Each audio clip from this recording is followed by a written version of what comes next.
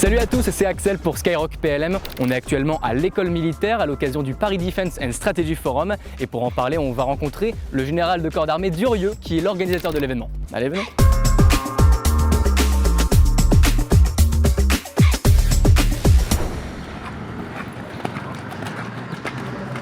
Bon général, bonjour. Bonjour. Vous êtes le général de corps d'armée Durieux. Vous êtes également le président de l'Acadème, l'Académie de défense de l'école militaire, et aujourd'hui vous présidez donc ce forum, le Paris Defense and Strategy Forum. Est-ce que vous pouvez nous en dire plus?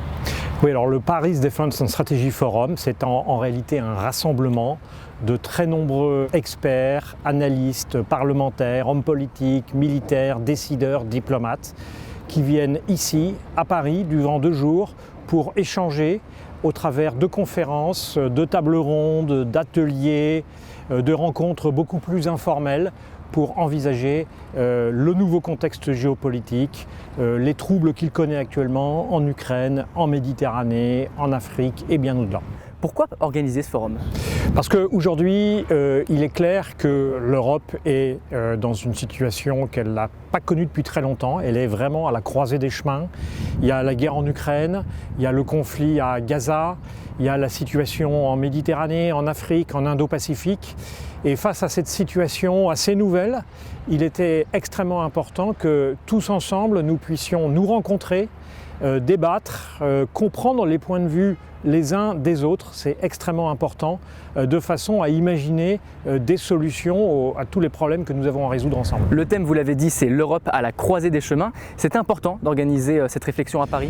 Oui, c'est extrêmement important de l'organiser à Paris parce que la France porte une voix singulière, très ambitieuse pour l'Europe comme acteur stratégique, et que donc elle avait tout naturellement vocation à organiser un forum, à proposer à tous ses partenaires de se rassembler ici pour en parler, pour essayer de donner du souffle s'il en était besoin à cette grande idée de l'Europe comme acteur stratégique.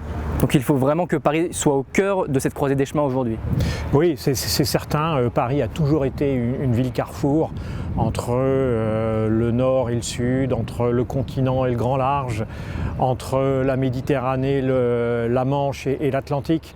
Et donc assez naturellement, et puis Paris reste une ville au patrimoine exceptionnel, comme d'ailleurs c'est le cas de l'école militaire. Et donc c'est un cadre tout à fait privilégié pour organiser un forum de ce type. Justement, ce forum, comment il est organisé? Ça se déroule sur 2 jours, comment ça se passe exactement? Voilà, alors il y a eu hier l'ouverture solennelle avec une allocution inaugurale du chef d'État de Lituanie, le président Nausėda.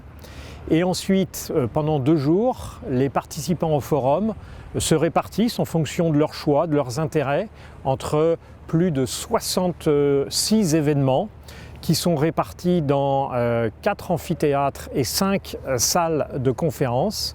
Et entre les événements, ils peuvent se rencontrer, se croiser, échanger dans des salles, à la cafétéria, de façon à confronter les points de vue, à échanger aussi des contacts pour prolonger les contacts ultérieurement. Et puis hier soir, il y a eu une soirée de gala autour d'une reprise équestre de la garde républicaine à cheval et du cadre noir de Saumur, parce que le patrimoine militaire, la tradition, c'est important, c'est au cœur de la culture stratégique européenne. Ce forum va se terminer en fin d'après-midi avec une clôture par le général Thierry Burkhardt, le chef d'état-major des armées. Vous avez commencé à parler du bilan, alors c'est la première édition de cet événement.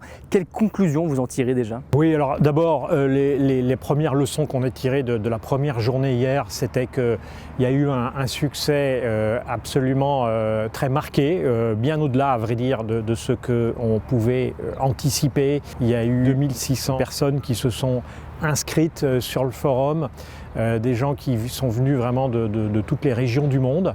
Donc ça a été extrêmement marquant. Je crois qu'il y a eu des moments très forts hier. L'allocution initiale du président Nausėda, des tables rondes organisées par les présidents des commissions de la défense de l'Assemblée nationale et du Sénat avec leurs homologues européens. Il y a eu des tables rondes sur les études stratégiques et bien d'autres. Donc il y a eu des moments très forts.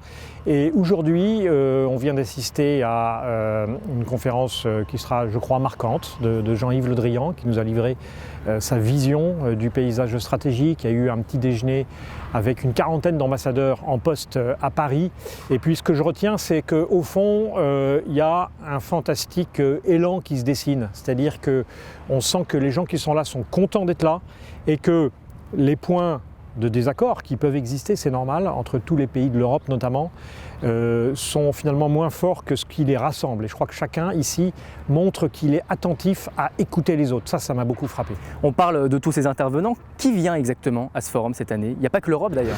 Non, absolument. Nous avions de nombreux intervenants et invités américains, canadiens, de 7 pays d'Afrique, du Vietnam, d'Inde, d'Australie, et donc des gens qui viennent vraiment du monde entier. D'ailleurs, je peux dire en tant qu'organisateur que nous avons eu dans les semaines qui viennent de s'écouler de très nombreux contacts par les ambassades de tous nos partenaires et alliés, les ambassades à Paris, qui se sont montrés intéressés par le forum, qui nous ont indiqué des personnes à inviter. Donc c'était vraiment très très enthousiasmant. Donc on peut espérer que ce forum soit pérennisé et devienne un rendez-vous annuel? Oui, c'est évidemment l'objet, c'est évidemment l'idée. Et cet après-midi, lors de mon petit mot de conclusion définitif, j'aurai l'occasion de donner les dates de l'édition 2025. Le but, c'est que Paris soit un rendez-vous annuel immanquable pour les armées alors? Oui, on est très très attaché à ce que voilà, ce rendez-vous puisse devenir en effet quelque chose d'incontournable.